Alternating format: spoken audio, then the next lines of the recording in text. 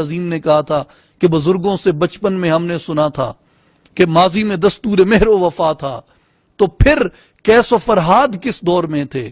وہ چنگیز و تیمور کا عہد کیا تھا؟ وہ طائف میں کیوں سنگ باری ہوئی تھی؟ سرے کربلا خون کس کا بہا تھا؟ بزرگوں سے بچپن میں ہم نے سنا تھا کہ ماضی میں دستور مہر و وفا تھا۔ اگر ماضی میں دستور مہر و وفا تھا تو پھر انسان نے جو فرعونہ مصر کے فیروز آف ایجپٹ کے دور میں انسان نے جو سفر کیا، دیگر استبدادی سامراجی قوتوں کے ہاتھوں انسانیت پستی رہی، مرد بھی پستے رہے، خواتین بھی پستی رہی، بچے بھی پستے رہے، انسانیت پستی رہی، جن کے قدموں تلے روندی جاتی رہی۔ وہ سارے ادوار کون سے ہیں؟